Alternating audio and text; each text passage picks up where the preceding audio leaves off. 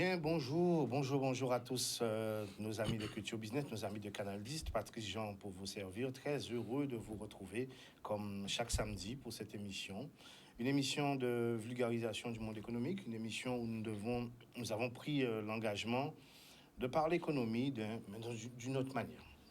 Déjà dans l'entame même dans le propos, l'émission c'est Culture Business avec un K, ça sous-entend que nous voulons garder cette identité, l'identité de Karukera, de cet espace qui nous reçoit, de ce pays qui nous reçoit. Ça dépend d'où on se place. Certains l'appellent pays, d'autres l'appellent département. C'est à vous de décider. Toutefois, l'idée, c'est de dire au monde que nous avons une conception qui nous est propre du développement, une conception qui nous est propre de l'économie et que nous souhaitons justement faire en sorte d'avoir tous les moyens, activer tous les leviers pour faire en sorte de faire que ce territoire vise l'excellence et arrive à assumer ce qu'il est, son histoire, et transforme justement cet état de fait en des solutions économiques. Alors aujourd'hui, nous allons prendre un sujet qui est très très vaste. Nous avons décidé de le traiter en deux parties, puisqu'aujourd'hui nous allons parler de quelle nouvelle relation à inventer, je dis bien à inventer, entre la collectivité de la localité, la collectivité de proximité qui est la mairie, et l'entreprise qui s'installe dans une ville. L'idée, c'est de partir du postulat que l'entreprise cherche un marché de proximité en premier chef. Ensuite, elle se développe, elle s'émancipe. Mais donc, quels sont les besoins de ces fameux chefs d'entreprise? Quelle est l'orientation? Quelle est la logique et la politique économique de l'institution collectivité? S'il y a une politique économique, voilà. Est-ce qu'il y a une réflexion? Est-ce qu'il y a un adjoint responsable du développement économique en lien avec ces entrepreneurs dans les différents secteurs d'activité? Voilà un peu des sujets qu'on va aborder sur ces deux thématiques qui vont en faire une. Alors, je vais brosser le portrait global, mais nous allons, pour cette première édition, discuter avec nos amis. Et pour cadrer le débat, nous avons invité M. Raphaël Lapin. Ça va, Raphaël? Bonjour Patrice, bonjour, c'est Brigitte, France Aimée, pardon. Bonjour à tout le monde qui a regardé Canal 10. Très bien.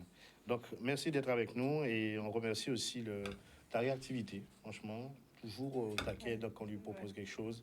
Il est volontaire et c'est bien. Parce que nous, on souhaiterait que justement, ce qu'on appelle des fois avec des mauvais arguments, les intellectuels, mais là, un pays ne se construit pas sans ses intellectuels. Absolument.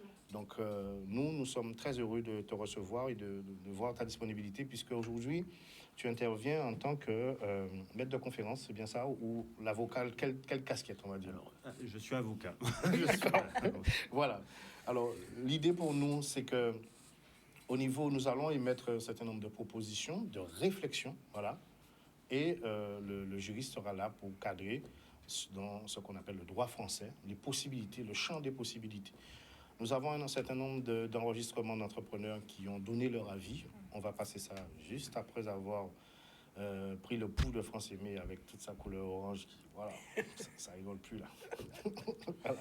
Bien bonjour Patrice, bien bonjour Raphaël, bien bonjour tout ça qui a écouté nous pour matin là. Encore pour aller, encore pour aller. Mes couleurs, je sais ça. Oui. Donc, c'est comme ça. Mais ça nous fait du bien aux yeux. Tu vois, c'est bien. Moi, je trouve, parce que les gens sont tellement tristes des fois. Donc, il suffit d'amener un peu de couleur et ça mène un peu de joie. Très bien. Voilà. Merci pour nous qui avons choisi les couleurs sombres, mais bon, c'est pas bon, alors, je vais la brosser en noir. Oui, voilà, mais c'est ce que je dis, justement. Raphaël aussi. Alors, l'idée aujourd'hui, c'est qu'aujourd'hui et la semaine prochaine, nous aurons Fred Deyer à la même place de Raphaël qui va justement poursuivre, puisqu'on a décidé de scinder l'émission en deux parties. On va parler emploi, formation, stage, l'association et l'entreprise. Quelle relation? Comment ça se définit aujourd'hui et comment ça devrait être? Selon nous, bien sûr, la base de données qui est l'élément de diagnostic et de situation du nombre de professionnels dans tel secteur, dans une ville donnée, des informations que peut-être qu'un entrepreneur pourrait avoir besoin pour se positionner lui. On va parler aussi d'infrastructures et d'aménagement, les plateaux sportifs, c'est tout ce qui concerne dans tout ce qui est espace de détente, les espaces naturels.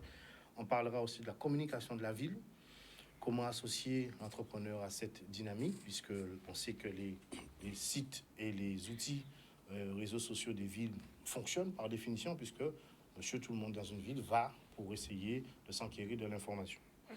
On parlera aussi de la relation avec les banques localisées, on parlera sur la question du foncier, comment une entreprise qui peut avoir besoin de foncier,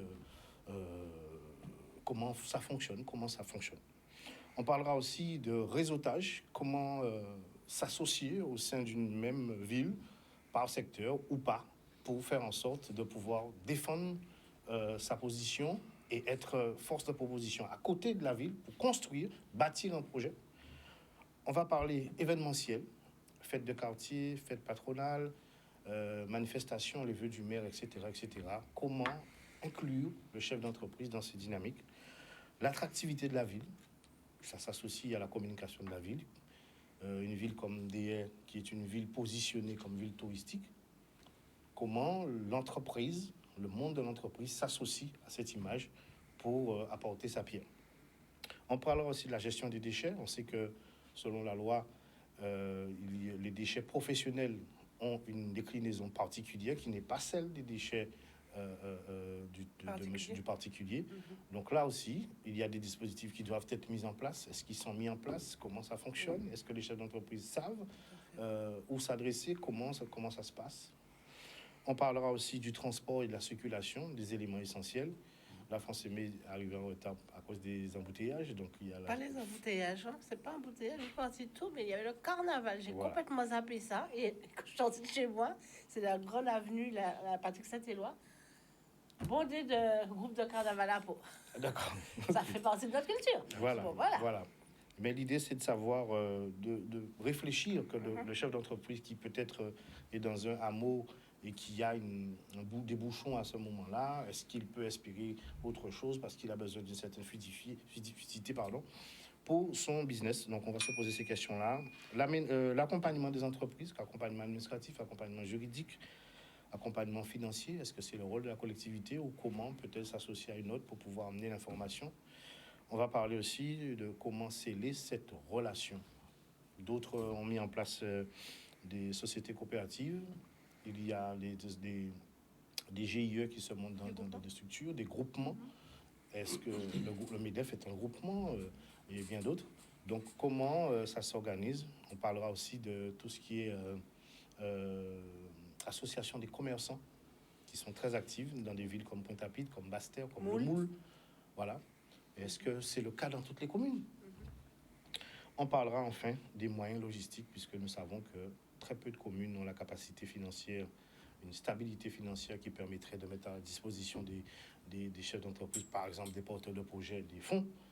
Mais en logistique, elles peuvent accompagner sur un besoin. Vous avez une inauguration à faire, vous pouvez demander à la commune de vous mettre à disposition un chapiteau.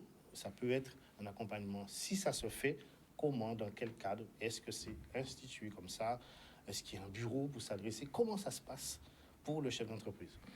Voilà un peu une large question, monsieur Lapin. Ça fait un vaste programme. Hein? Ça fait un très vaste programme. Voilà. Mais un programme qui est néanmoins très beau et très utile. Si tu permets... Oui, c'est parti, là. Si tu permets, Patrice. Alors, honnêtement, en senti, on court sauveur. On s'est 4-4 là. Là, on voit on obstacle, on va essayer absorber obstacle là et digérer. Voilà. Mais à ce propos-là, tu sais, tu as fixé un cadre qui est très précis, celui de la collectivité locale, et on en parlait un peu en préparation de l'émission. Pour moi, les questions qu'on retrouve à l'échelle ultra-locale sont des questions en réalité qui se retrouvent à toutes les échelles de la puissance publique. C'est-à-dire que quand on va discuter du rôle de la collectivité municipale sur la création d'un espace propice à la prospérité économique, c'est une question qu'on va retrouver à l'échelle intercommunale, c'est une question qu'on va retrouver à l'échelle régionale, c'est une question qu'on va retrouver à l'échelle nationale. Et donc, pour moi, il est très important déjà de fixer un cadre qui est de dire de quoi parlons-nous. On parle du rapport entre la puissance publique, d'un côté, le pouvoir public, et le développement économique, les activités économiques. Et cette question-là, qui est une question de tension en réalité, eh ben, c'est une question qui est vieille comme le monde, où on s'est toujours interrogé sur quel est le rôle de l'État, de la puissance publique, vis-à-vis de l'économie.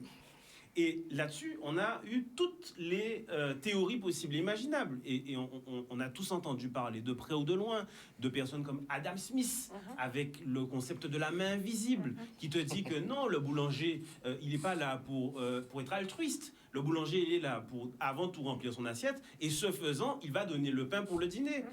Pareil pour celui qui va faire le caviste, qui va pas être là pour donner du vin aux gens, mais qui va être là pour remplir son assiette d'abord. Et ce faisant, chacun, cherchant égoïstement à remplir sa propre assiette, va se retrouver à remplir celle des autres. Ça, c'est la théorie de la main invisible, selon Adam Smith. Et puis, selon lui, l'État, la puissance publique, donc ça veut dire y compris la mairie, y compris la région, y compris le département, y compris l'intercommunalité, doit dire « hands up, moi je ne suis pas là pour pouvoir gérer vos affaires, chacun cherche à remplir son assiette, va remplir celle des autres. » Et donc c'est la théorie du libéralisme qui naît comme ça. À côté, on a une autre théorie. C'est celle où, c'est un peu plus keynésien, où on a la puissance publique qui va être très interventionniste et où elle va directement décider de ce qu'on va produire, de comment est-ce qu'on va le produire et de pourquoi est-ce qu'on va le produire et de qui va le produire. Et donc ça, c'est évidemment la naissance des corporations, c'est l'organisation par l'État des activités économiques, c'est le dirigisme étatique où on va avoir une puissance publique qui va dire eh bien on va produire ça à telle échelle, sur telle distance de temps, sur telle continuité de temps et avec tel moyen. Ça, c'est la théorie qui est à l'envers du libéralisme économique. Et cette théorie-là, elle a eu cours. Et on a vu certaines dérives de cette théorie-là au cours de l'histoire, avec notamment, et c'est quelque chose qui doit interpeller, le phénomène de collusion entre le pouvoir économique et la puissance publique qui a donné le nazisme. Parce que c'est avec ce qu'on appelait des cartels, une cartélisation de l'économie, qu'on a vu le nazisme pouvoir s'installer et trouver les moyens de prospérer. Et en fait, on a ces deux théories-là qui s'affrontent. En France, on a essayé, bon an, mal an, de trouver un espèce de chemin de crête entre ces deux théories-là. Et c'est ce qu'on appelle l'ordolibéralisme qui a quelque part pris possession de la loi française et qui est aujourd'hui en tout cas le modèle qui a été retenu en France. Et c'est quoi l'ordolibéralisme? C'est de dire que le rôle de l'État, le rôle de la puissance publique doit se limiter à organiser et à fixer les conditions nécessaires à un exercice d'activité économique libre. Et donc, qu'est-ce que ça donne? Ça donne la loi Le Chapelier, le décret d'Allard. Ça donne la Révolution française et ça donne 1791, 1793, la loi Le Chapelier, le décret d'Allard, qui vient dire il n'y a plus de corporation. Ça veut dire que ça fait l'État qui a dit que Oupani doit être boulanger, que Oupani doit être caviste, que c'est un tel qui boulanger, un tel qui caviste. Et donc finalement un dirigisme de la puissance publique très fort. Eh ben, on se retrouve à dire non, vous êtes libre d'accomplir toutes les activités économiques. Moi, je fixe les lois cadres qui vous permettent, dans un cadre donné, d'évoluer librement. Et finalement, qu'est-ce que ça donne? Le corollaire de la liberté économique, parce que c'est ça, on consacre une liberté économique, eh ben, c'est la concurrence. Et ça veut dire que l'État vient sauver, en principe, des entreprises qui vouaient à l'échec. D'accord? On part de là. C'est ça le cadre initial. La fameuse régulation. Exactement, c'est la régulation du marché. C'est que celles qui sont viables, qui ont un modèle économique qui a vocation à prospérer, vont prospérer, et celles qui doivent mourir meurent. C'est la libre concurrence. D'accord? Sauf que, il y a la théorie et il y a la pratique. La pratique, c'est que, moi j'ai le sentiment que la nature a horreur du vide.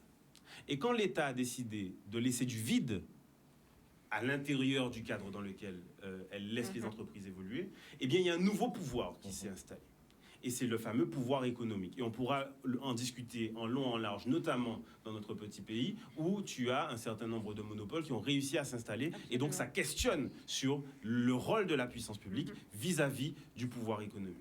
Mais pour en revenir à ta question, donc oui, la puissance publique, elle est là pour organiser, pour structurer quelque part, donner des structures essentielles à l'économie. Et puis après, tu as à l'intérieur un certain nombre d'opérateurs qui vont évoluer. Tu parlais de l'échelle ultra-locale, de l'échelle municipale. Et j'ai envie de faire le bloc municipal, c'est-à-dire l'intercommunalité et la mairie. Parce que l'intercommunalité, elle a un rôle qui est fondamental en matière économique, d'organisation de l'économie sur le territoire. Elle a un rôle en matière de salubrité publique de plus en plus important, parce qu'aujourd'hui, c'est elle qui gère les déchets. Et en réalité, tu te rends compte de quoi? Tu te rends compte de ce que le chef d'entreprise qui veut s'installer quelque part, il va regarder quoi? Il va regarder s'il y a du passage, s'il y a de l'achalandage, c'est ça. Si il a des conditions de sécurité optimales et s'il a des conditions de propreté décentes. Et moi, j'observe... L'attractivité aussi. Oui, mais d'attractivité, bien sûr. Mais j'observe ce qui est en train de se passer dans notre territoire, avec le fait que les villes sont en train de se vider. Les villes historiques sont en train de se vider de leur force économique. Au profit de quoi? Au profit, avant tout, et je pense que là, ça a été un tort pour le coup de l'échelle municipale, de centres commerciaux qui se situent en périphérie de la ville. Parce que ça a été ça, le drame de Pointe-à-Pitre. Le drame de Pointe-à-Pitre, c'est que les autorités publiques n'ont pas su voir un virage qui est arrivé à l'échelle nationale, qui était celui de toutes ces zones artisanales et commerciales et de tous ces centres commerciaux qui venaient répondre à un ensemble de questions dans des conditions de confort optimales où on peut se garer, où on peut aller dans la clim, où on peut trouver tout ce qu'on a à trouver. On va à Destreland, on passe la journée là, du matin au soir, on peut petit déjeuner, dîner et on fait toutes nos courses et finalement c'est même un espace de divertissement. En famille. Et de manière confortable parce qu'on a des bancs pour s'installer, parce qu'on peut rester là. Et en fait, qu'est-ce qui se passe? C'est que la ville de Pointe-à-Pitre, par exemple, n'a pas su voir ce virage-là arriver, n'a pas su voir cette attractivité. Mais quelle est la place de la concertation alors? Alors, la place de la concertation, dans le milieu économique, le patron des Zélandes, lui, il n'a pas intérêt à concerter quoi que ce soit. Il a intérêt à faire du fric. Oui, mais la région, le conseil régional est en charge du développement économique de la Guadeloupe. Tout l'enjeu, par contre, va être effectivement entre puissances publiques de savoir comment est-ce qu'on dialogue. Quels sont les objectifs politiques à un moment donné. Et ça, c'est les questions qui se posent au niveau politique. Mais il ne faut pas douter que parfois, il y a des compétitions politiques aussi qui sont à l'œuvre. Donc, est-ce qu'on peut dire, est-ce que nos téléspectateurs peuvent comprendre que leur environnement économique tel qu'il est aujourd'hui, avec ces centres commerciaux à la périphérie des villes, est voulu? Oui. Ok. Mais bien sûr, c'est une clair, volonté de ça a le pouvoir d'être clair. Mais bien sûr, et je vais aller au bout. Mais pour moi, l'enjeu n'est pas de stopper le progrès ou de stopper. Alors, et encore, quand on parle de progrès, pour moi, avoir des centres commerciaux qui fleurissent partout, c'est pas forcément ça le progrès. Ça, c'est ma conviction intime. Sauf que là où il y a peut-être un enjeu pour un homme politique d'envergure qui aux responsabilités, au moment où ça arrive, c'est de ne pas avoir les yeux fermés. On parlait de notre chère commune, Sainte-Rose. L'enjeu aujourd'hui pour Sainte-Rose, c'est que les personnes qui sont en responsabilité, je le dis avec beaucoup de bienveillance, ne soient pas dans une dynamique où ils jouent à chaud baissé, à chaud caché, alors même que le visage de Sainte-Rose va changer une fois qu'on aura la déviation de la Boucan. Tous les commerçants qui sont aujourd'hui à la Boucan, est-ce qu'ils ont déjà conscience que leur activité, que l'attractivité de la zone, évidemment pour le bien des habitants, mais va questionner leur positionnement économique aujourd'hui. Les stations-service vont-elles demeurer aussi attractives sur la Boucan? Les boulangeries vont-elles conserver leur clientèle sur la Boucan? Je suis désolé. Non, attends. Mais c'est fondamental. Regarde, c'est fondamental. Regarde, ce que... Ouais, enfin, on dit ça. C'est-à-dire que l'introduction que tu fais... est trop longue. Non, c'est pas ça, pas du tout. Je plaisante. Le préambule que tu fais montre... totalement la genèse et la réflexion que nous avons eue sur cette émission, le pourquoi de l'émission est résumé de ça. Je vais recentrer un peu, faire le rôle que la commune devrait faire. Là, on parle de grands centres commerciaux. Pointe-à-Pitre joue sa carte, Bimao joue sa carte, Morne-à-l'Eau joue quelle carte, Basse-Terre joue quelle carte, Le Mou joue quelle carte. Chaque entité, il y a la Noix-Notrie, d'accord.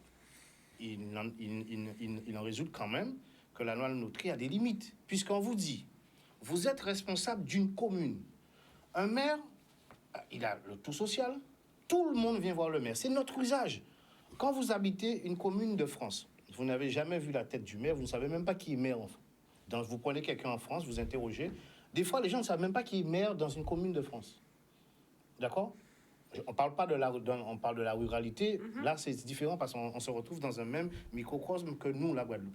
Mais vous allez en région parisienne ou bien en banlieue, une ville de Gagny, vous demandez à n'importe quel Ghanéen qui est-ce qui est maire à Gagny, c'est pas.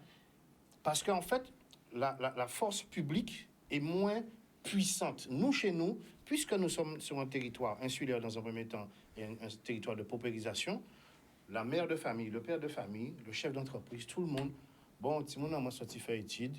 Ouais, mais là, c'est comme ça qu'on raisonne depuis la nuit des temps. J'ai envie de te dire, Patrice, que c'est la base de notre politique en Guadeloupe. C'est ça, mais justement, on doit bien situer les choses. Bon, mais là, on est en entreprise en Bizin, développer moins, mais là. En Bizin, achetons un morceau de terre ou à voisin, moins, mais là. En Bizin, c'est comme ça nous avons fonctionné. Et je ne critique pas, c'est un état des lieux, c'est comme ça. C'est un constat, donc, qu'est-ce qui se passe? C'est quelque chose qui doit être critiqué. Et c'est quelque chose qui doit évoluer. Tu sais, à un moment donné... Attends, j'introduis le cadre. Non, mais tu vas avoir tout le loisir de t'exprimer puisque c'est important. Ce qui se passe, c'est que, comme la commune, le maire, par définition, est tout puissant. Quand j'entends des maires dire, c'est pas ma compétence, machin. Le maire, est tout puissant dans sa commune. Même si ce n'est pas son champ de compétence, il a la possibilité d'interagir avec d'autres structures, que sont la communauté d'agglomération, le département et la région, pour dire, voilà, je veux que telle chose soit faite. Maintenant, il y a des jeux politiques, mais on ne va pas rentrer dans ça. Nous, on essaie d'imaginer un fonctionnement optimisé. Donc, attendu que cette commune-là est gérée par un maire qui est très puissant, dans le sens, vous comprenez bien ce que je dis, mes téléspectateurs. Quand je dis puissant, ça veut dire au niveau du champ des possibles pour le citoyen. Lui, c'est le maire. Donc, pourquoi il y a le plan local d'urbanisme? Pourquoi au niveau local, il n'y a pas un plan local économique, un plan local d'attractivité pour savoir où allons-nous, une politique, un cadre que la commune de Dé va définir, que la commune de Baïf va définir, en lien avec ces fameuses forces vives qui sont, elles... Alors, à ce moment-là, s'il y a une vraie relation, le maire peut dire, bon, voilà, moi, sur mon territoire, il n'y a pas assez de boulangerie. Donc, par des systèmes de zones franches, etc., où je peux contribuer à faire en sorte qu'il y ait plus pour équilibrer lui-même. Voilà. Il faut que tu donnes la parole à Raphaël. Attends, justement. Maintenant, je sais. Alors, on doit faire aujourd'hui, on va parler aujourd'hui sous cette première déclinaison, Raphaël, de la relation entre l'association des entreprises, de la partie événementielle, l'attractivité, le transport, la circulation et la communication. Les autres items, on les abordera la semaine prochaine, parce que c'est trop vaste. On a très peu de temps. Alors, voilà un peu l'idée. C'est de se dire, comme il y a cette surpuissance communale, comment cette surpuissance communale peut être un outil à la disposition ou qu'il y ait une vraie relation, autre que de dire, je reçois les chefs d'entreprise chaque année pour les vœux du maire, et ensuite, il n'y a pas de relation. Voilà la question du jour. Nous allons pour ce faire écouter les enregistrements des doléances de certains chefs d'entreprise. Yann, quand tu es prêt, ensuite on revient pour donner la parole à Raphaël, qui est chaud bouillant là. Toujours très calme. On y va.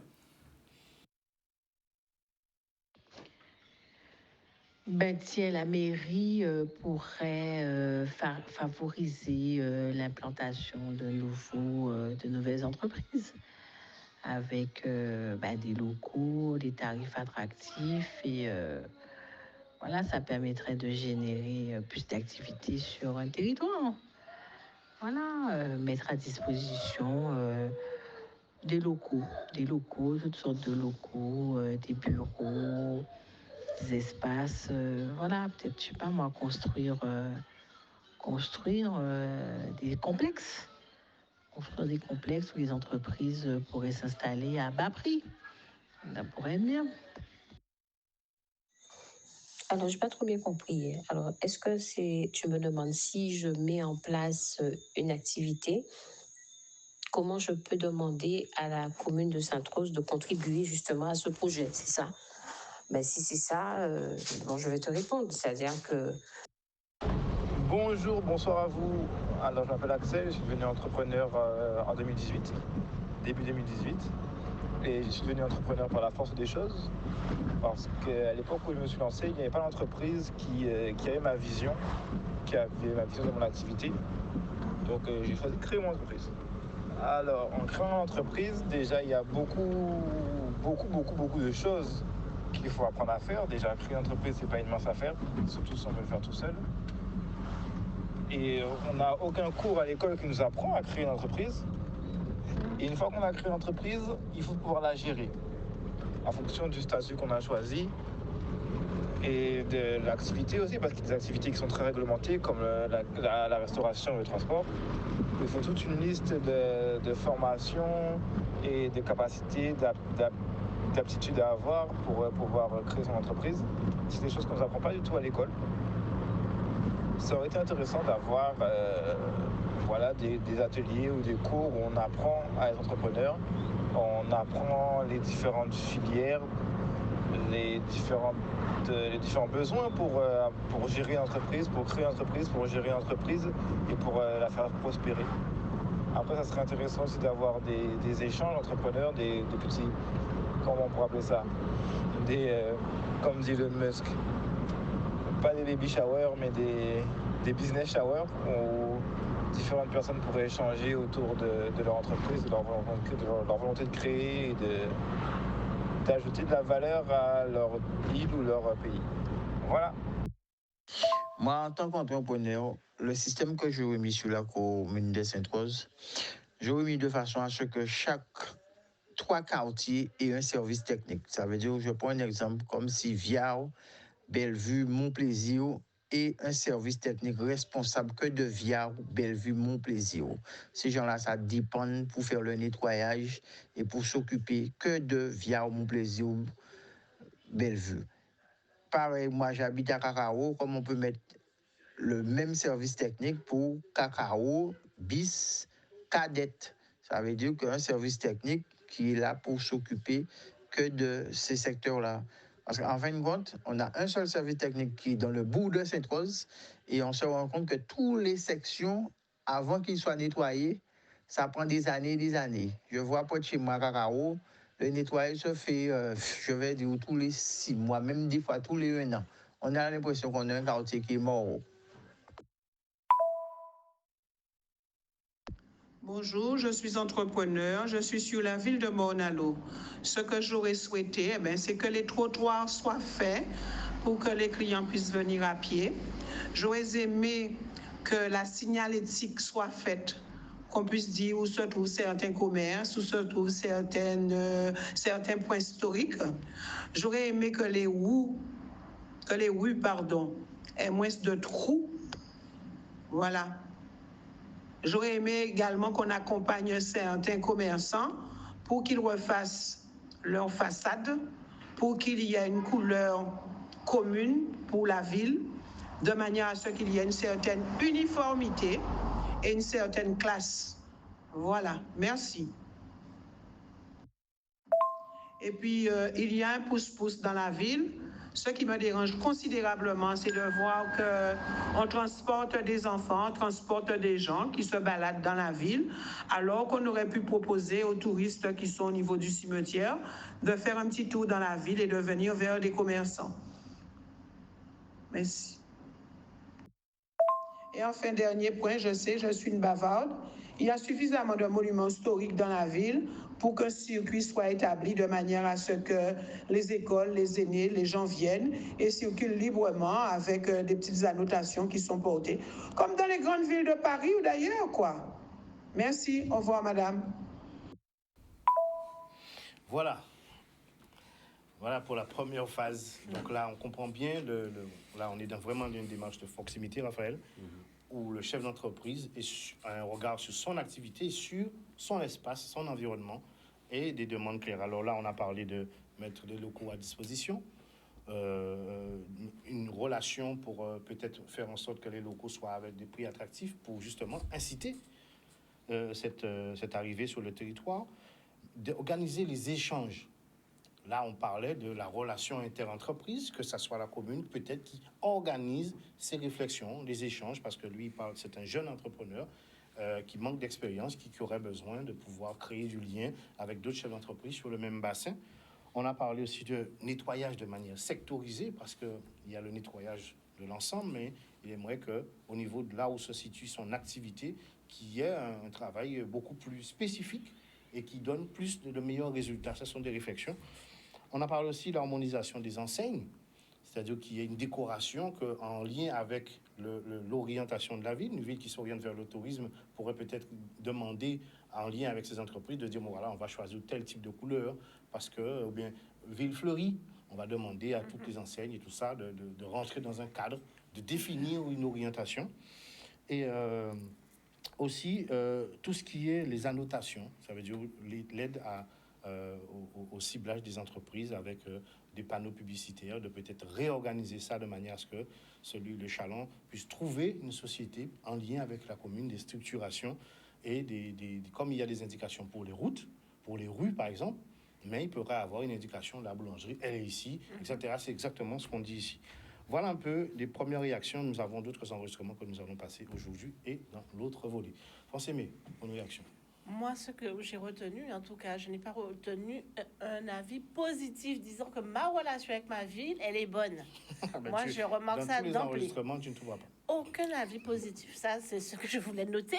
Ça veut dire qu'on a tout un champ d'amélioration à mettre en place, à réfléchir dans le cadre qu'on a posé tout à l'heure. Et je pense que souvent, les chefs d'entreprise, c'est pas pour jeter la pierre, hein, mais n'ont pas les connaissances des différentes strates, comme on disait, la commune, le département, la région, etc., le PCI, les champs de compétences de chacun. Parce que dans les audios qu'on a écoutés tout à l'heure, c'était par exemple plus le conseil régional, après c'était plus ici, mais ils connaissent pas en fait. Est-ce que c'est parce qu'ils ne vont pas chercher ou est-ce que c'est parce que cette puissance étatique ne communique pas? Moi, je pense que les relations qu'il y a entre les entreprises, les associations et la puissance étatique, en fait, tous les deux se regardent en chaîne faïence. C'est pas plus l'un que l'autre. Chacun a sa responsabilité parce que c'est une relation. Donc, il y a plusieurs... Tout à fait. Et c'est une relation compliquée parfois. Une relation très compliquée pour moi parce que l'entrepreneur, il ne connaît pas. Il s'installe, il regarde pour lui son activité, son chiffre d'affaires, son autre activité, mais encore. Parce qu'il aurait pu avoir plus de clients s'il y avait une relation autre avec sa ville. En fait, il y a deux choses. La première, effectivement, tout à l'heure, tu m'as vu réagir par rapport à une perception qu'on peut encore avoir du maire, qui est une perception erronée. Et je tiens à faire une annonce ici. Le maire n'est pas tout puissant. C'est clair. Et ça, il faut qu'on se le dise. Aucun maire n'est tout puissant, encore moins en 2023 quand on se retrouve avec des EPCI, encore moins en 2023 quand la collectivité municipale a été dépouillée de la plupart de ses compétences en matière économique au profit d'une région qui est devenue le chef de file du développement économique, au profit des intercommunalités qui sont aujourd'hui compétentes sur pas mal de questions en termes d'urbanisme, la question du développement des infrastructures, de l'aménagement du territoire et de plus en plus non plus penser à l'échelle de la municipalité mais bien à l'échelle de l'intercommunalité et à l'échelle de la région. Donc ça c'est une première chose. Donc ça veut dire, première chose, le maire n'est pas tout puissant. Ensuite, le maire n'est pas tout puissant parce qu'il doit respecter le code des marchés publics. Il doit respecter un certain nombre de règles pour ne pas se retrouver dans des situations où je vais devoir aller le défendre devant le tribunal correctionnel pour des faits de détournement de fonds publics, pour des faits de prise illégale d'intérêt, pour des faits de délit de favoritisme. Donc il faut faire très attention parce qu'il existe aujourd'hui un cadre légal qui fait qu'on ne peut pas faire n'importe quoi avec le bien public. Ça, c'est le deuxième point. Le troisième point que je voulais aborder, c'est qu'on est sur un tissu économique, il ne faut pas l'oublier, qui est constitué à hauteur de 95% de petites et très petites entreprises. Et j'en viens en réalité à cette relation où, dans l'esprit collectif, on se retrouve avec une conception surannée, c'est-à-dire dépassée, d'un maire qui serait encore tout puissant et où on se retrouve avec de très petites entreprises et nous ni le sentiment que bon si on a fait affaire mais là on peut-être râler anti l'agence si commune là. Il faut sortir de ça. Il faut sortir de ça et attention, j'insiste là-dessus. il faut continuer à travailler, puisque la commande publique est un des leviers économiques, un des premiers leviers économiques dans notre petit pays. Sauf qu'elle ne doit pas être l'unique levier de développement économique. Deuxièmement, elle se retrouve aujourd'hui, et il faut le dire, à plonger des chefs d'entreprise, des très petites entreprises et des PME dans une situation de difficulté économique profonde. Pourquoi ? Parce qu'on se retrouve avec l'État qui paye à peu près correctement sa clientèle, en tout cas sa clientèle, pardon, le terme est galvaudé, les chefs d'entreprise qui travaillent et qui ont des marchés. Oui. On se retrouve avec la région et le département qui payent à peu près correctement aujourd'hui les entreprises qui travaillent pour elles, pour ces collectivités-là, sauf que la sphère municipale demeure encore aujourd'hui une sphère qui est une mauvaise payeuse. On a des délais de paiement à hauteur de 45 jours qui sont prévus par le Code des marchés publics et on se retrouve avec des factures qui sont en francs et qu'on va devoir, parce que le chef d'entreprise n'a pas lâché, il n'a pas eu de cesse de relancer depuis plus de 20 ans, on va devoir aller récupérer ces sommes-là devant le tribunal administratif et demander au préfet, parce que même une fois qu'il y a une ordonnance qui est rendue par le tribunal administratif, on va devoir demander à l'État de mettre en débit d'office les collectivités territoriales pour que le chef d'entreprise puisse être payé. Raphaël, alors, tu disais que le maire n'est pas tout puissant. Oui. Français disait, à contrario, que dans la tête du chef d'entreprise, dans la tête du Guadeloupéen, la mairie... On dit la même chose. Hein. En termes de proximité, on est d'accord que ce n'est pas le cas. Mais dans la tête des gens, est-ce qu'on va, comme dirait le maire de Pointe-Noire qui a dit qu'il va rééduquer les gens pour utiliser dans la gestion des déchets, il va rééduquer les gens. Je lui ai dit simplement, vous savez, rééduquer un peuple, ça prend 50 ans. Vous avez 50 ans? Non, on n'a pas 50 ans. Mais au moins, il fait sa part. Ça veut dire quoi? Ça veut dire quoi? Ça veut dire quoi? Le important. rôle du chef d'entreprise, pas du maire, d'un élu en général, c'est pas de rééduquer son peuple, c'est de comprendre le fonctionnement et la problématique du peuple pour faire en sorte de trouver des solutions politiques. Donc ça sous-entend quoi? Si les gens veulent venir à la mairie, parce qu'ils sont contents de venir à la mairie, eh bien, il faut que la mairie trouve le moyen de peut-être imaginer une antenne à la CNBT à la mairie. Est-ce que tu comprends ce que je veux te dire? Alors, il faut partir... C'était le deuxième volet de ce que j'allais dire. Un relais. Il faut que... Je prends un exemple simple. Nous avons parlé de ça avec Français May. Dans d'autres villes, comme j'ai montré la semaine dernière ce qui se passe à La Réunion, il y a des outils, des fascicules qui sont disponibles, où on a le chef d'entreprise, on va flécher tous les besoins possibles, et il y a des orientations sur un livret qui va permettre au chef d'entreprise, à partir d'un document qu'il a eu à la mairie, parce que c'est la mairie, en détail, c'est la mairie, puis il vient à la mairie, il peut avoir une information sur la gestion des déchets, quel jour les déchets professionnels, quel prix, etc., comment ça s'organise.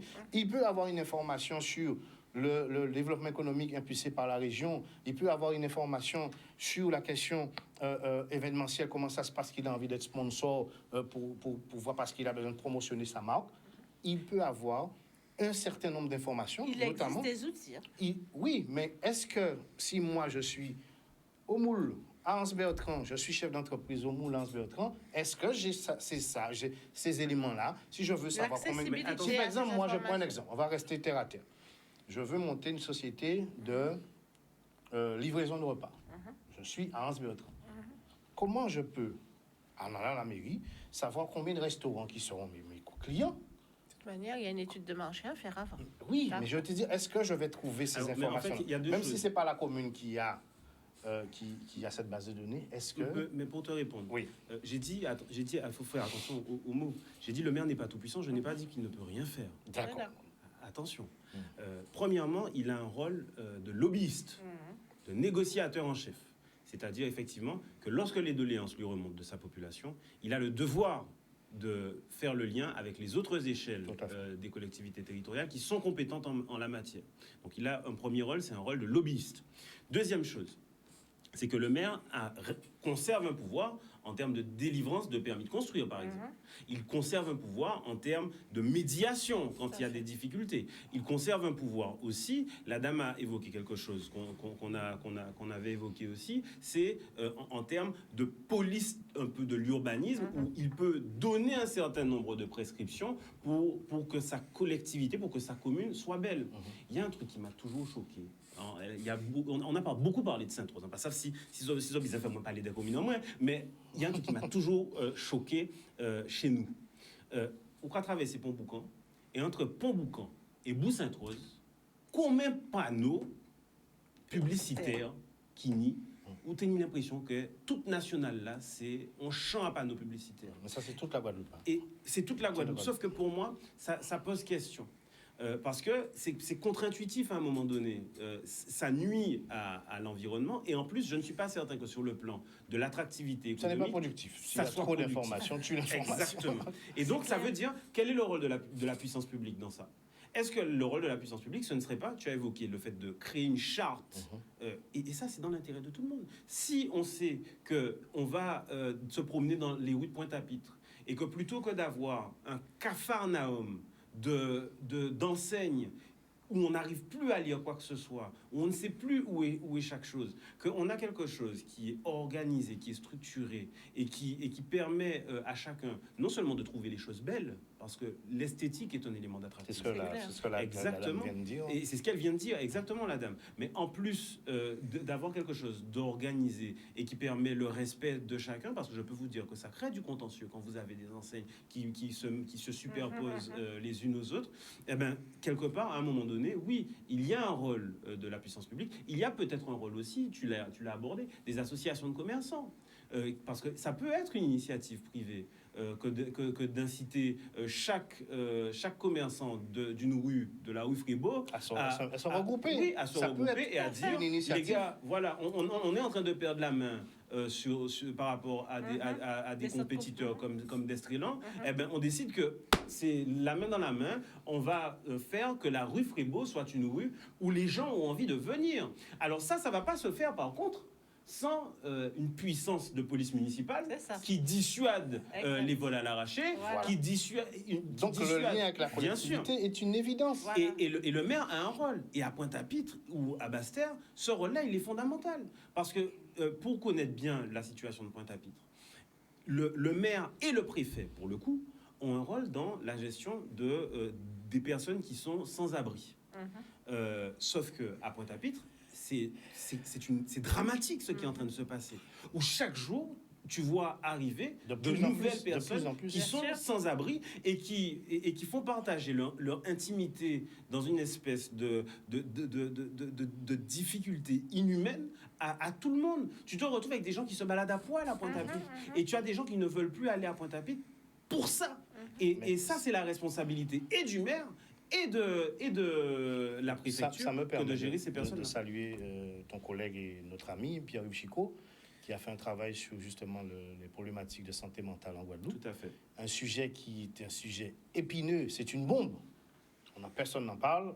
Pierre-Yves Chicot a décidé de réactiver cette chose en disant attention, on a un problème de santé mentale dans ce pays. Et même dans les villes aussi, il y a un certain nombre parce que Pointe-à-Pitre, en fait, reçoit beaucoup de personnes qui viennent d'autres communes aussi. Donc, mais il faut qu'il y ait une réflexion complète sur ça. On va avancer. Alors moi, j'aimerais qu'on parle de la nouvelle relation entre la collectivité. On va prendre l'exemple du secteur événementiel. Fête de quartier, fête patronale. Aujourd'hui, il se passe quoi? On a une commune qui finance tout. Qui finance pas tout, qui finance. Si tu regardes comment ça fonctionne, en général, les communes financent tout, de A à Z. Et très souvent, il n'y a même pas de régie publicitaire pour pouvoir intégrer une manne extérieure. Parce qu'il faut, au niveau, c'est Raphaël qui le précisera, une commune ne peut pas elle-même prendre des actions de sponsoring sur une manifestation. Il faut que ça soit une régie qui va reverser, parce qu'il y a une relation au niveau juridique et tout ça.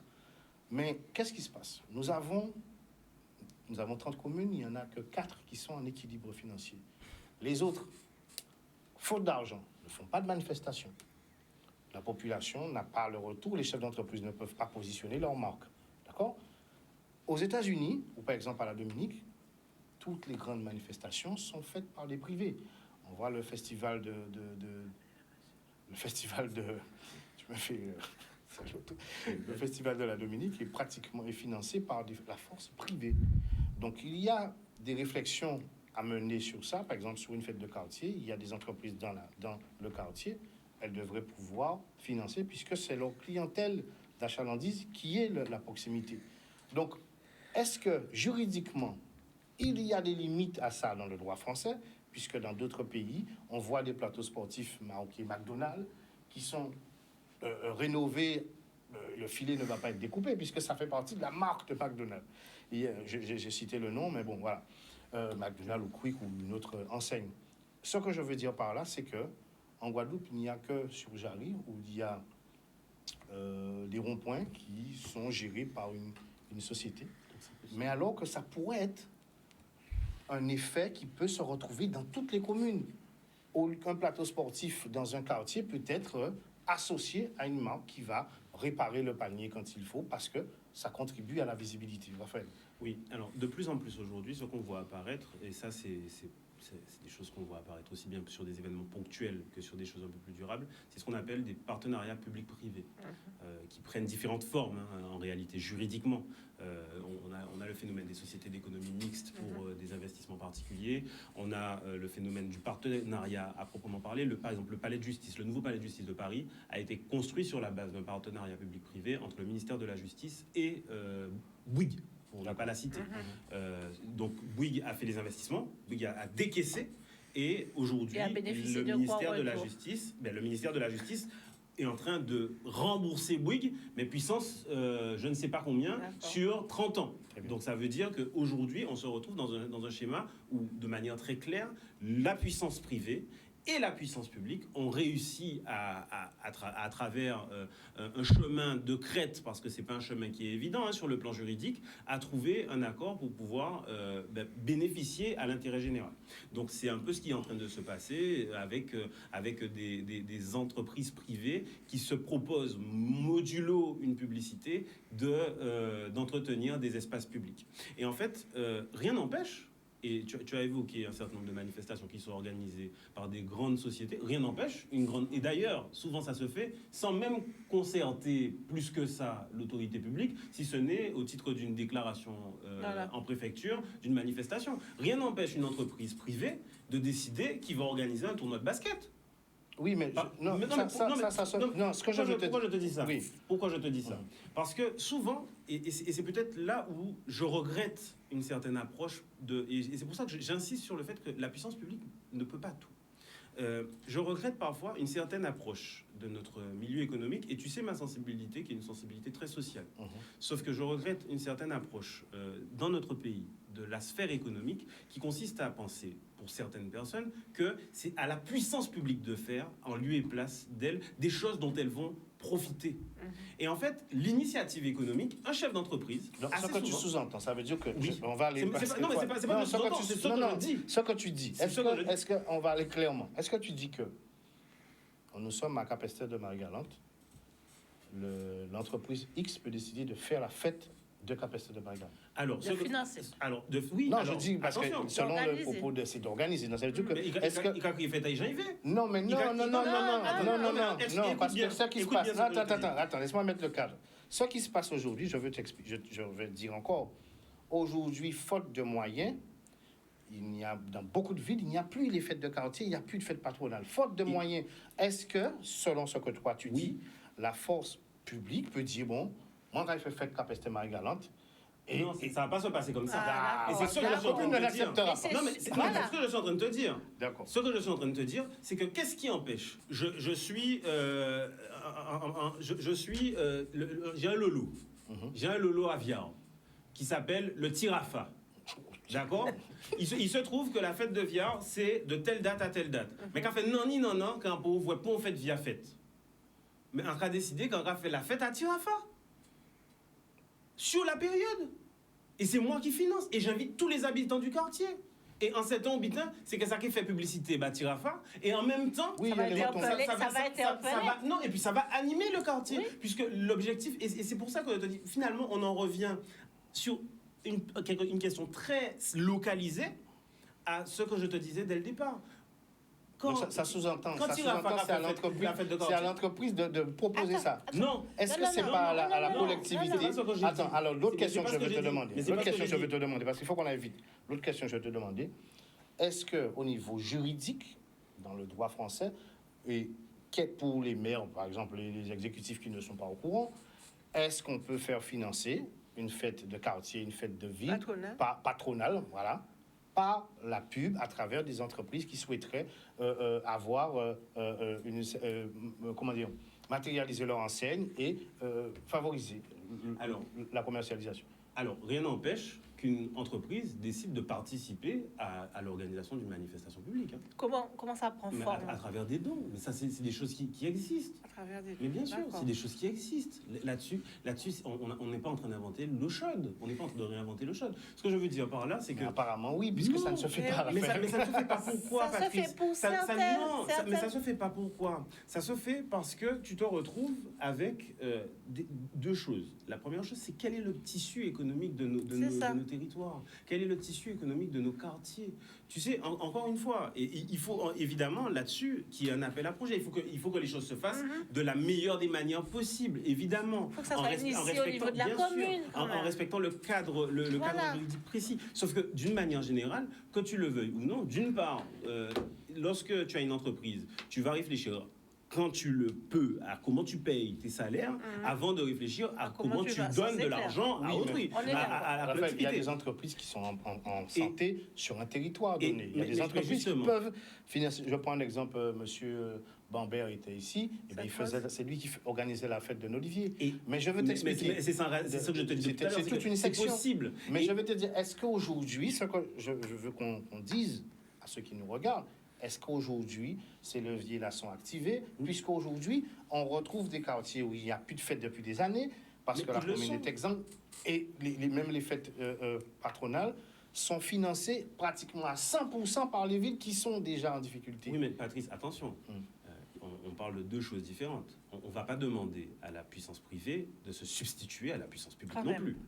À un moment donné, on parle de collectivités territoriales qui sont en échec, mais c'est pas la faute des entreprises si les. C'est pas- si c'est les- Ma pas mon réflexion est propos. différente. Mais Non, mais pourquoi Ma je- réflexion pourquoi est je fais ça? différente parce que justement, parce que chacun prêche pour sa chapelle, on en est là où on en est.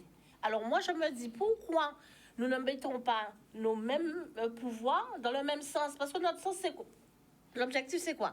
C'est que le quartier soit animé, qu'il y ait plus d'attractivité. En fait, désolé, mais vous Pour vous trompez. chacun, pour Non, vous vous chacun. trompez. En fait, attention. L'objectif de l'entreprise, c'est pas que le quartier soit animé. Non, non, L'objectif moi de je dis, c'est l'entreprise, pas non, l'objectif non, de non. l'entreprise. Oui, mais ce sont deux Je reprends logiciels mes différents. propos. Et de faire du- Je reprends mes Ce sont deux propos. logiciels différents. C'est pas ça, On c'est est pas d'accord. ça. On est d'accord sur ce point-là. Je reprends mes propos. Mais l'entreprise va gagner du fait sûr. que la commune sera plus En termes de attractive. visibilité, quand bien même, sûr. en termes de visibilité, d'achalandise, etc. Mais oui. Donc pour moi, elle a un intérêt. Alors, mais il faut rationaliser comment fonctionne une entreprise. Ce dont vous parlez là, c'est ce qu'on appelle l'investissement. L'investissement publicitaire en Oui. termes de communication. Donc c'est Mais à ce niveau-là. Oui, mais attention, parce qu'il ne faut pas penser qu'une entreprise est une collectivité. C'est d'accord. Non, mais Ce n'est j'insiste pas le là-dessus. propos. Nous sommes Non, mais c'est pas d'accord. mon propos, mais Nous sommes mais d'accord c'est et on ne important, dit pas le contraire. Mais c'est important pour que nos téléspectateurs comprennent bien. Une entreprise, ce dont vous parlez là, c'est de l'investissement. Absolument. Donc il faut que l'entreprise ait déjà une capacité d'investissement pour pouvoir aller mettre de l'argent dans une fête Beaucoup dans une fête d'entreprises peuvent le la faire parce que localité. ça rentre dans la partie de Oui, mais- l'investissement en communication. Ah, Elles oui, peuvent le faire. Non, c'est pas aussi simple que ça, Patrice. Même des groupes Non, mais d'entreprises. pour avoir beaucoup d'entreprises parmi mes clients, je peux te dire que c'est pas aussi évident que ça que de dégager des marges de financement, surtout quand on est une petite entreprise de quartier, pour mettre de l'argent dans quelque chose qui, a priori, devrait relever de la compétence publique. Mais là-dessus, une fois qu'on a dit ça, pourquoi je vous dis ça. C'est que oui, quand on voit la partie extérieure, quand on est de l'extérieur, on se dit oui, mais attends, si effectivement c'est ce que c'était ton propos, tout le monde mettait ses forces dans le même sens, on parviendrait à quelque chose qui participerait de l'intérêt général. Mais il ne faut pas oublier qu'au départ, encore une fois, le rôle de l'entreprise, c'est pas l'intérêt général, c'est la profitabilité, c'est le bénéfice. Mais avant de pouvoir investir, il faut que le chef d'entreprise puisse se payer. Nous sommes d'accord Raphaël, sur tu ça. parles de société en difficulté. On ne parle pas de société en difficulté. Non, attends, il faut qu'on soit clair. Mais quel est le tissu de Attends. Mais il n'y a pas que des sociétés en difficulté en C'est pas parce Guadeloupe, que quand ce sont même. des TPE qu'elles sont en difficulté, c'est pas vrai. Ça, c'est Il y a pas beaucoup vrai. d'entreprises. Moi, en tout cas, j'ai pas l'expérience de ça. Moi non plus. Parce que je te prends un exemple. Organiser une fête de quartier, c'est autour de 3 000, 4 000 euros. Les entreprises, si on parle d'investissement de communication, 3 000 à 4 000 euros, c'est rien du tout pour une entreprise. En termes d'investissement. C'est pas une entreprise. Alors, tu parles encore une fois. Non, mais c'est ce que je te dis, je ne parle pas des entreprises en souffrance. Je te parle, en Guadeloupe, il n'y a pas que des entreprises en souffrance, Dieu merci. Alors, on va revenir sur la question maintenant de la communication de l'attractivité de la ville. Là aussi, les villes, il y a beaucoup de villes qui n'ont pas de site internet. D'accord? Du moins qui ont des sites internet basiques. Voilà. Et parce qu'un site internet, ça coûte entre 15 000, voire 20 30 000 euros un site internet. Donc, la commune n'a pas les moyens, très souvent, de pouvoir se payer ça. Toutefois, sur un site internet, il peut y avoir un annuaire des entreprises, un annuaire payant. Les entreprises peuvent, parce qu'il y a de l'attractivité sur ce site internet, financer, elles, leur espace publicitaire sur ça, qui va payer le site et assurer aussi la viabilité, la durée du site. Pourquoi ça ne se fait pas? Pourquoi est-ce que c'est une question juridique? Est-ce qu'on n'a pas le droit, sur un site internet ou sur de mettre de la publicité des entreprises? Oui, c'est pas à la mairie de faire ça. A priori, c'est pas à la mairie de venir, de recenser, même de faire de la... C'est un peu... Oui, mais c'est un avantage pour elle, puisqu'elle ne peut pas payer le site. Elle ne peut pas se payer le site ni son entretien. Est-ce que c'est pas... Mais je ne suis pas certain que ça rentre dans les attributions de la mairie. De manière objective, encore une fois, moi mon propos, attention, mon propos n'est pas de disqualifier, encore une fois, le rôle de la collectivité locale. Au contraire, la collectivité locale, elle a un rôle. Elle a un rôle pour mettre en place un environnement pour permettre aux entreprises de se développer. Attention, le rôle de la collectivité, c'est de créer l'environnement pour permettre aux entreprises de se développer. Elle ne peut pas faire le job non plus. On ne se comprend pas. Ce n'est pas le propos. Alors, je vais reprendre la question. Le constat, c'est que beaucoup de gens, surtout les gens qui sont dans la diaspora, disent on va voir sur le site de telle ville, on ne voit rien du tout, ou bien c'est pas à jour, etc. Le problème, c'est un problème financier. D'accord? Moi, j'en parle en connaissance de cause. J'ai une entreprise de communication et je suis allé sur beaucoup d'appels d'offres et les sites sont entre 25 000 et 26 000 euros. Voilà. Les communes n'ont pas les moyens de payer ce site-là et très souvent aussi de payer quelqu'un qui va le gérer. Il y a une solution, c'est de créer des régies à l'intérieur, une régie qui va. Donc, on avait créé ça à certains moments avec les offices municipaux du temps libre. Il y avait des structures paramunicipales qui étaient dans un fonctionnement, qui pouvaient gérer une régie qui va contacter les chefs d'entreprise pour faire en sorte qu'il y ait de la publicité sur les sites internet, de manière à ce que ça fasse de l'autofinancement et que la mairie n'ait pas à débourser elle. La mairie ne peut pas faire de publicité. On est d'accord. On est d'accord. Ok, non, mais ton propos est de dire, est-ce qu'il n'y a pas un moyen juridique? Mais il y a des moyens, parce que ça se fait en France. Ça se fait. Des capitaux privés financent un instrument public. Oui, il y a des moyens publics pour ça. Il y a des moyens. Voilà, c'est ce qu'on essaie de dire. C'est ce qu'on essaie de dire. Donc, ça existe, il y a des villes qui le font, et il y a des annuaires qui sont payants. L'annuaire, avec, par exemple, le boucher, tout ça, il paye mensuellement et ça contribue à l'autofinancement du site internet, oui. Il y a l'initiative de monsieur qu'on a reçu d'ailleurs pour l'annuaire des TPE en ligne. 97, je crois, Entreprise Connect. C'est ça, en fait. Il fait le lien entre les entreprises et les mairies. Et c'est un opérateur privé. Privé. Bien sûr. C'est un opérateur privé. Oui, bien sûr. On va parler encore de la question des transports, de la circulation sur le territoire. Comment? C'est fondamental. Voilà. Beaucoup d'entreprises, et on finira avec ça, parce que le sujet est passionnant, et on va poursuivre encore. Alors, beaucoup d'entreprises il y a un problème sur la circulation intra-urbaine, on dit. C'est-à-dire qu'il y a le transport qui est mis en place de ville à ville, mais à l'intérieur même de la ville, entre quartiers, il y a de grandes difficultés, surtout si vous allez en Grande Terre. C'est très, très compliqué. Vous attendez des bus pendant des heures. Vous allez dans le Nord-Bastère, c'est compliqué aussi. Pourquoi il n'y a pas des initiatives privées qui sont, avec une sollicitation, marché, appel à projet, c'est toi qui connais le cadrage, pour permettre à des entreprises de remplir ces problématiques, de proposer des services avec des compléments. Ça peut être, par exemple, de dire ça ne va pas se financer uniquement avec le paiement du droit, c'est-à-dire la cause fait 2 euros. On ne va pas se financer que sur ça, mais il y a la cause, mais il y a d'autres choses annexes que dans le transport, il peut y avoir des choses à manger, etc. L'entreprise sait faire pour créer de la valeur ajoutée. Pourquoi ça ne se fait pas? Pourquoi on ne va pas exploiter ces différents champs, puisque la commune se retrouve aujourd'hui en difficulté? On dit les dotations de l'État se réduisent, il n'y a pas d'argent, il n'y a pas d'argent. Si vous n'avez pas d'argent, il y a des entreprises qui veulent communiquer. Elles vont payer pour communiquer, puisque une entreprise qui vit, elle doit affecter plus de 10% de son chiffre d'affaires à la communication. Pourquoi ne pas récupérer ces 10%-là et en même temps permettre de résoudre un certain nombre de problématiques sur un territoire donné. Voilà ce que je pose comme question à M. Lacroix pour terminer. Mais c'est une question c'est une question très complexe. C'est une question très complexe parce que... C'est pour ça qu'on t'a dit de venir. La question du transport, c'est une question qui date pas d'hier non plus. Et l'impact du transport sur le développement économique de notre pays, c'est une question aussi qui est assez dramatique. C'est une question complexe parce que, en fait, le schéma que tu proposes, c'est pour être sûr qu'on parle de la même chose, le schéma que tu proposes serait un schéma où, finalement, des opérateurs privés viendraient accomplir le service public en lieu et place de la puissance publique et trouveraient des méthodes de financement plus ou moins alternatives. Bon. C'est pas quelque chose de nouveau non plus. Un opérateur privé qui accomplit un service public. Simplement, c'est pas quelque chose qui n'a jamais eu lieu dans notre territoire. Au contraire, le transport public, pendant des décennies, a été laissé à la main d'opérateurs privés. Ouais, ça fonctionnait bien. Mais attends, un sondage des attention, ça fonctionnait bien. Ouais. Attention, mais je cherche pas de bande. Au contraire, ce que je suis en train de, parce que moi-même en TK en payant non à incident, mais des chauffeurs de bus très célèbres à Sainte-Rose. L'anteka sorti du collège, c'est ces chauffeurs de bus là quand TK et en ça faut pas forcément en point à midi 10 là parce qu'il était blindé. En TK attend un petit bon côté midi 25 et c'est là TK monté en bas Corla à Bébel. Donc ce que je veux te dire, oui, ça fonctionnait. Mais pourquoi est-ce qu'on s'est posé la question de faire évoluer ce modèle-là? C'est que ça fonctionnait pas si bien que ça. Mais non, parce que, alors oui, il y avait des avantages. Le bus s'arrêtait là où la pièce sonnait.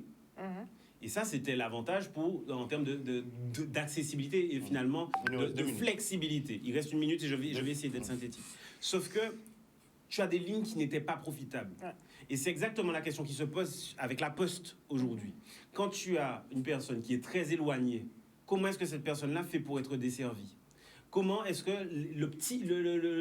les quelques maisons qui sont tout en haut de Piton, elles font pour être desservies? Et en fait, la question, c'est est-ce que c'est rentable? Est-ce que si on a monté juste là, on n'a ni des clients?